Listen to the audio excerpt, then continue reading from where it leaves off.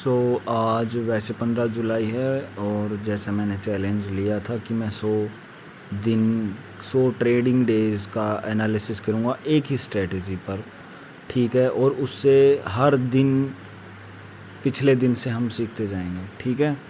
सो सबसे पहले तो मैं स्ट्रेटजी के बारे में एक मिनट में मैं पूरा रिवाइज़ कर देता हूँ। अभी तो क्या किया, 9 EMA का ब्रेकआउट देखना है या रिजेक्शन देखना है। जैसे कि 9 EMA ये येलो वाली लाइन दिख रही है, ये ब्रेकआउट है और या फिर यहाँ से रिजेक्शन हो गया, ठीक है। सो कहने का मतलब क्या है कि हम ये दो चीज़ें देखेंगे, या तो 9 EMA से ब्रेकआउट हो, either it is in upside और either it is in down side, ठीक है। और या फिर रिजेक्शन हो लाइक दिस, ठीक है। तो फिर ये सेम की सेम चीज़ हम देखेंगे हमारे प्रीमियम के चार्ट पर क्या हो रहा होगा। प्रीमियम का चार्ट देखेंगे, जो उस टाइम का रनिंग स्ट्राइक प्राइस चल रहा होगा उससे 1 पॉइंट नीचे का, ठीक है। 2 रूल हो गए। तीसरा रूल हो गया कि हम वेट करेंगे, रनिंग कैंडल में कभी भी ट्रेड नहीं लेंगे लाइक दिस, ठीक है। चौथा रूल क्या होगा कि ये जो पिवोट पॉइंट्स बने हैं और प्रीवियस डे का लो और प्रीवियस डे का जो भी हाई रहेगा, मतलब कि हम ब्रेकआउट जो भी होगा लेवल, ब्रेकआउट लेवल, उस पर हम ट्रेड नहीं लेंगे। तो हम इन सब चीज़ों का फॉलो करते हुए चलते हैं। 14 तारीख को मैंने एनालाइज कर लिया था, अब ये क्या है 13 तारीख, ओके। तो मैं डेली का चार्ट खोलता हूँ। डेली के चार्ट में मैं सबसे पहले मार्क करता हूँ मेरे लेवल्स कि 13 तारीख है तो मैं 12 तारीख की लगाऊंगा। 13 तारीख है तो ये 12 तारीख का प्रीवियस लो, ये होगा previous low and this is previous high, ठीक है। अब हम आते हैं 5 मिनट के टाइम फ्रेम पर। अब हम एनालिसिस करते हैं कि जो हमारा 13 तारीख को क्या कहीं कोई ऐसा ब्रेकआउट हुआ जो कि लेवल के पास ना हो।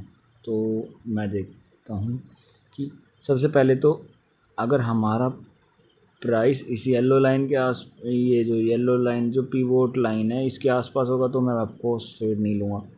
तो इस वाइट से ब्रेकआउट देगा तो भी ट्रेड नहीं लूँगा, इससे ट्रेड देगा तो भी ट्रेड नहीं लूँगा, ठीक है।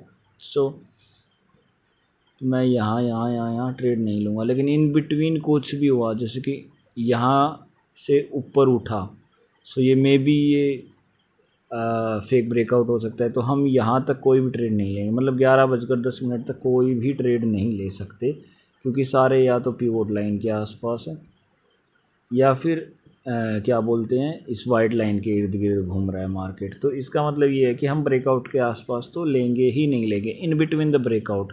तो हम अब 9 EMA को फॉलो करते करते यहाँ ऊपर की साइड लेके गया है। हाँ, जैसे कि मैंने लास्ट वीडियो में डिस्कस किया था कि अगर मार्केट नीचे की साइड है और कैंडल रेड है तो ऊपर विक बनाए कोई दिक्कत नहीं है, अगर कैंडल ग्रीन है तो नीचे विक बनाए तो कोई दिक्कत नहीं है। ये है ब्रेकआउट के टाइम। जैसे कि यहाँ देखो, यहाँ इस कैंडल में ये जो रेड कैंडल बनी है इसमें विक है कितनी लंबी, तो ये रिजेक्शन का साइन है। लेकिन अगर ये ही कैंडल ग्रीन होती तो वो एक नेगेटिव इम्पैक्ट होता, हम वो ट्रेड नहीं ले सकते। लेकिन हाँ, इसके ऊपर हम ट्रेड ले सकते हैं। सो अभी मैं क्या सीख रहा हूँ कि 9 EMA यहाँ से इसने एक दिखाया कि भाई मैंने सपोर्ट ले लिया, लेकिन इसके बाद इसने रिजेक्शन दे दिया, ठीक है। कोई नहीं, रिजेक्शन दे दिया। अब मार्केट में रिजेक्शन दिया तो सबसे पहले तो कैंडल बहुत बड़ी बना दी, तो इससे हमारा स्टॉप लॉस बहुत बड़ा बन जाएगा। तो ये 1% से ज़्यादा आएगा, जो कि अफोर्डेबल नहीं होगा। लेकिन अगर मैं यहाँ पर लगाता हूँ, शॉर्ट पोजीशन करता हूँ, तो इस कैंडल पे लूँगा, क्योंकि मैं इस रनिंग कैंडल पे तो लूँगा नहीं, तो ये नेक्स्ट कैंडल पे लेता हूँ। ये मैंने स्टॉप लॉस रख दिया और जो प्रीवियस डे का लो वाली लाइन है उसके ऊपर 1.64 का मेरा रेशियो रहेगा, ठीक है। मैं बार बार वही चीज़ सिखा रहा हूँ कि अगर कोई भी बंदा यहाँ लेता ट्रेड, इसके मतलब कि जैसे ये कैंडल ने क्लोजिंग दिया, अगर इसी पे ट्रेड ले लेता तो उसके लिए स्टॉप लॉस हो जाता यहाँ तक का, लेकिन हमने वेट किया और इसके लिए स्टॉप लॉस ये रहा। ठीक है, तो वैसे मैं बेसिकली यहाँ ट्रेड नहीं लूँगा क्योंकि ये 1% से बहुत ज़्यादा हो गया। ठीक है, एटलीस्ट कुछ ना कुछ तो मतलब कि रिजेक्शन आना चाहिए ना, तो यहाँ से रिजेक्शन आएगा ही नहीं। ठीक है, ऊपर से ये देखा जा सकता है कि यहाँ देखो मार्केट कंसोलिडेट हो रहा था, कैंडल इतनी भी बड़ी ना बने, कैंडल मैक्सिमम से मैक्सिमम 20 पॉइंट या 30 पॉइंट की बनेगी तो ट्रेड मेरे हिसाब से अच्छी रहेगी। ठीक है, बट ये कैंडल अगर देखा जाए तो ये कैंडल है, इस कैंडल का ये है 990, 44,990। ठीक है, और ये क्या है 45,72। तो ये तो पूरा पूरा 100 पॉइंट्स की होगी, तो 100 पॉइंट्स का एसएल मैं तो नहीं ले सकता ना। तो हमारी जो जिस कैंडल को देख के हम बिग बार बोल रहे हैं, जैसे कि ये कैंडल है, ये कितनी बड़ी होगी, 936 के अराउंड है ये, और ये 70 तक है, 36 से 70, वही अगेन 100 पॉइंट्स की होगी। सो यहाँ पर कोई ऐसा लेवल दिखाई नहीं दे रहा है हमें जिसकी वजह से हम इसे ट्रेड करें। नेक्स्ट मूव करते हैं, ये हटा देता हूँ मैं।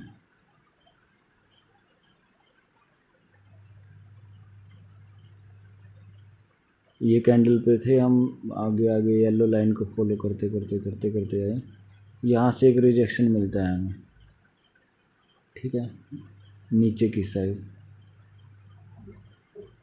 ओके, सो यहाँ मैं ट्रेड ले सकता हूँ या नहीं ले सकता हूँ, हम यही देखना चाहते हैं। बट ये बिग बार है नहीं, तो आई डोंट थिंक सो कि मुझे जाना चाहिए इस ट्रेड के लिए। सो नेक्स्ट पे मूव करते हैं, और ना ही ये हैमर कैंडल जैसा कुछ दिख रहा है। अगर ये हैमर कैंडल जैसा दिखता है तो भी एक अलग ही बात होती। यहाँ से मैं देखता हूँ तो ये 45,027 कितने का है, यहाँ से मेज़र कर लेते हैं ना इसको। ये कैंडल यहाँ से शुरू है, 57 पॉइंट्स की है। ठीक है, ऊपर की साइड ब्रेकआउट दिया है। ठीक है, लेकिन ये कैंडल हमारा एक एसएल खा चुकी है। ठीक है, अगर मैं यहाँ ट्रेड लें इस कैंडल के ऊपर तो मैं वेट करूँगा, तो मैंने वेट किया यहाँ तक, मेरा स्टॉप लॉस होगा यहाँ तक का, और मेरा नियरेस्ट टारगेट होना चाहिए एटलीस्ट ये।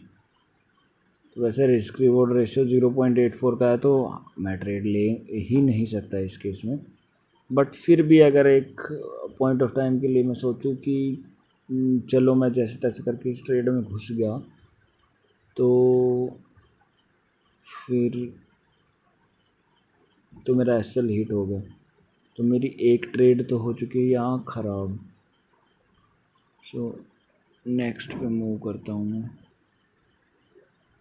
ये ब्रेकआउट दिया, बट ये वाइट लाइन के पास है। अब ये वाइट लाइन से ब्रेकआउट दे दिया और 9 EMA से दूर जा रहा है। यहाँ भी नहीं लेंगे, यहाँ भी नहीं, यहाँ भी। ये दिस इज़ द परफेक्ट, कौन सी, कहाँ से प्राइस को कहाँ तक लेकर आई है, 2:20 की कैंडल। ठीक है, कहाँ से लेकर आई है, प्राइस यहाँ था, उसको कितना नीचे लेकर आई, तो अगली कैंडल पर। बट वही है ना यार, यहाँ स्टॉप लॉस बहुत बड़ा हो गया, तो ये भी हमारी, यहाँ भी हमारी स्ट्रेटजी काम नहीं आएगी, एग्जीक्यूशन नहीं देंगे हम अपने आप को। ये फिर येलो लाइन आ गई,